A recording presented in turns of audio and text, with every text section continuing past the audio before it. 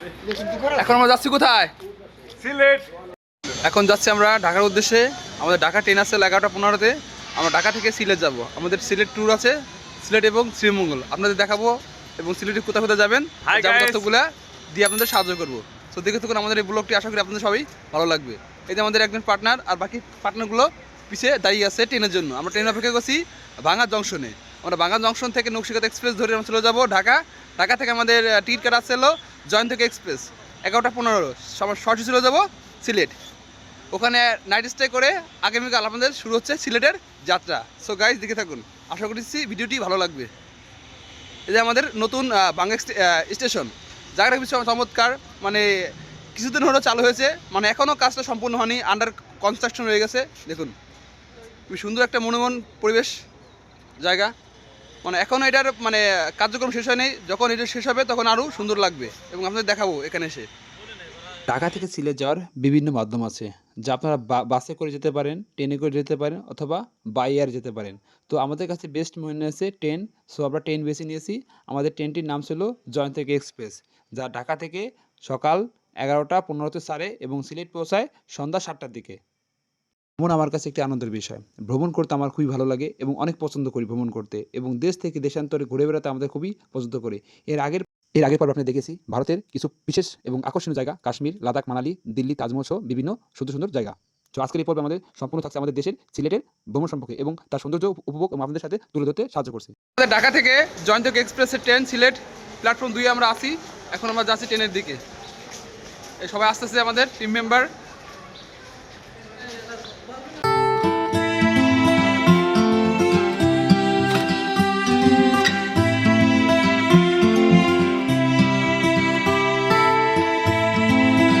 আমরা ঢাকা, এটা ছিল জয়ন্তক এক্সপ্রেস। আজকে আমরা দেখাবো জয়ন্তক এক্সপ্রেসের ভ্রমণের বিস্তারিত, কীরকম এনজয় করছি আমরা।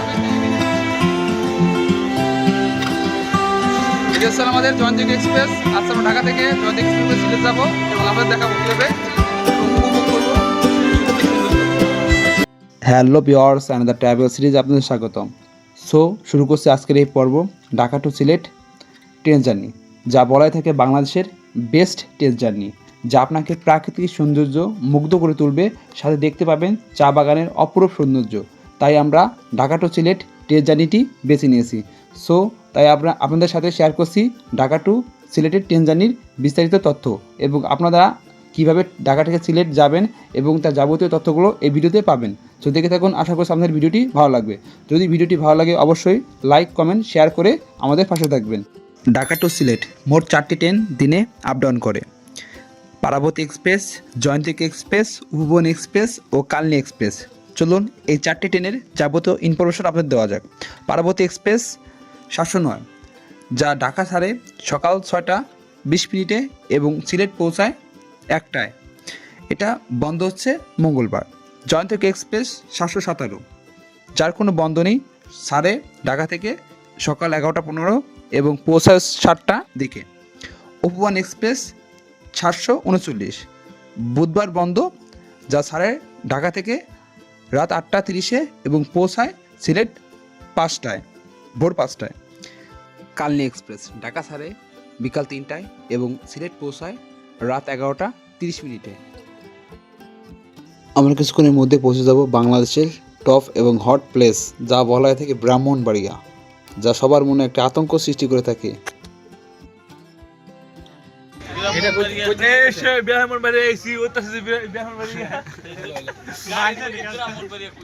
ব্রাহ্মণবাড়িয়ার ভাইরাল দৃশ্য, যা সবাই দেখে এবং জানে সোশ্যাল মাধ্যমে। ট্রেন জার্নিকে কেন বেস্ট বলা হয়? ট্রেন জার্নি আপনাকে একই সাথে শহর, গ্রাম, অঞ্চলে বিভিন্ন শ্রেণীভেদে আপনাকে নিয়ে যাবে আপনার কাঙ্ক্ষিত ডেস্টিনেশন। ঢাকা টু সিলেট জয়ন্তক এক্সপ্রেসে মোট 14টি স্টেশন যাত্রাবিরতি নেয়, যা হচ্ছে বিমানবন্দর, আশুগঞ্জ, ব্রাহ্মণবাড়িয়া, আজমপুর, মুকুন্দপুর, হরসপুর, মন্তলা, নোয়াপাড়া, শাহাজিবাজার, শায়েস্তাগঞ্জ, শ্রীমঙ্গল, ভানুগাছ, কুলাউড়া, মাইজগাঁও এবং অবশেষে সিলেট। এই মোট 14টি স্টেশন আপনাকে ক্রস করতে হবে এবং 2 মিনিট করে যাত্রাবিরতি তারা নিয়ে থাকে।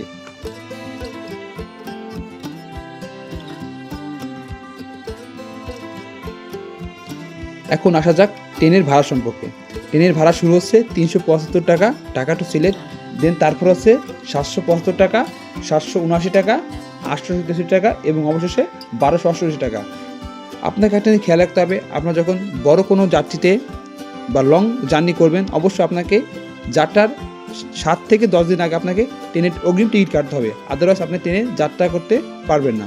কারণ তখন অনেক রাশ থাকে, টিকিট পাওয়া যায় না, যার কারণে আপনাদের কোনো যাত্রা শুরুর মিনিমাম 10 থেকে 7 দিন আগে আপনাকে ট্রেনের টিকিটটি কাটতে হবে, আদারওয়াইজ আপনি সিটগুলো পাবেন না। আমরা এখন প্রবেশ করছি সিলেটের সেই অপরূপ সৌন্দর্য চা বাগান, যা শ্রীমঙ্গলে অবস্থিত। যখন আমরা শ্রীমঙ্গল পৌঁছাই তা দেখতে পাই আমরা অপরূপ সুন্দর চা বাগান, যা এর আগে আমরা কখনো দেখিনি। সত্যি কথা বলতে আমরা যখন শ্রীমঙ্গল পৌঁছাই শ্রীমঙ্গল পৌঁছাই আমরা চায়ের বাগান দেখে আমরা সবাই আনন্দে আত্মহার হয়ে গেছি, কারণ এর আগে আমরা কখন চায়ের বাগান দেখিনি। এটাই প্রথম আমরা দেখেছি চায়ের বাগান সিলেটে, যা আমাদের অনেক আনন্দদায়ক করে তুলেছে।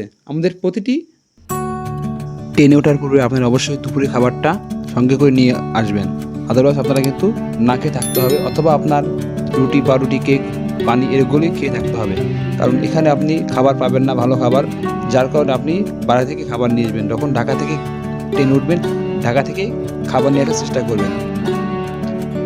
খুবই সুন্দর বিকালের রোডটা পড়ছিল চায়ের বাগানে, যা দেখতে সত্যি অসাধারণ লাগছে আমাদের, যা ভাষায় প্রকাশ করার মতো না। যখন আপনারা এই জার্নিটি করবেন তখন আপনি দেখতে পারবেন অপরূপ সৌন্দর্য চার বাগান, সাথে আছে ধুধু করা এক প্রান্ত থেকে অপ্রান্ত চায়ের বাগান।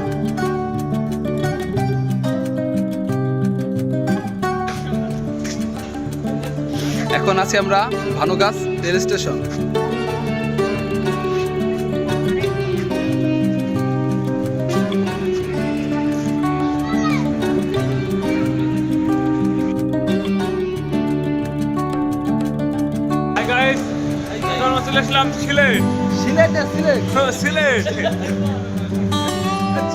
স্টেশন অথবা কদমতলী বাস স্ট্যান্ড থেকে আপনারা সহজে আসতে পারেন হযরত শাহজালাল মাজারে, যার ভাড়া হচ্ছে জনপ্রতি 30 থেকে 50 টাকা সিএনজি ভাড়া। হযরত শাহজালাল মাজারকে বলা হয় একটি পুণ্যস্থান। হযরত শাহজালালের সর্বপ্রথম সিলেটে ইসলাম ধর্ম প্রচার করে এবং বিভিন্ন ধর্মের মানুষ এখানে আসে মাজার জিয়ারত করার জন্য। এখানে আপনারা পাবেন পবিত্র একটি পুকুর, যে পুকুরে আছে অসংখ্য গজার মাছ, যা দেখতে অসাধারণ লাগে। এখানে পর্যটকরা এই গজার মাছকে খাওয়ার জন্য ছোট ছোট মাছ পুকুরে দিয়ে থাকে, যা গজার মাছ অনেক। এখানে আরেকটা বিষয় তো হচ্ছে আপনাকে এখানে দেখতে পাবেন অসংখ্য কবুতর, যা কবুতরের এখানে একটা বিষয় হচ্ছে তারা এখানে কোনো ধরনের তাদের মলমূত্র ত্যাগ করে না। তারা হচ্ছে হযরত শাহজালালের মাজারের বাইরে তারা তাদের এলো মলমূত্র ত্যাগ করে থাকে, এটা হচ্ছে একটা বিশেষ একটি জায়গা।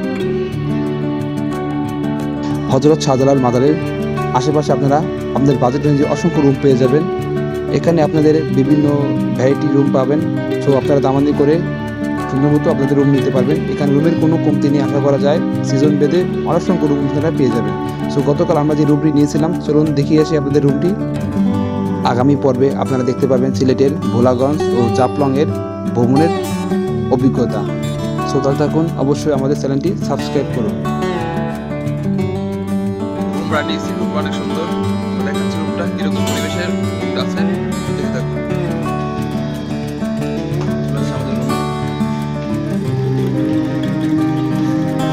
এই যে হচ্ছে আমাদের রুমটা, ঠিক আছে।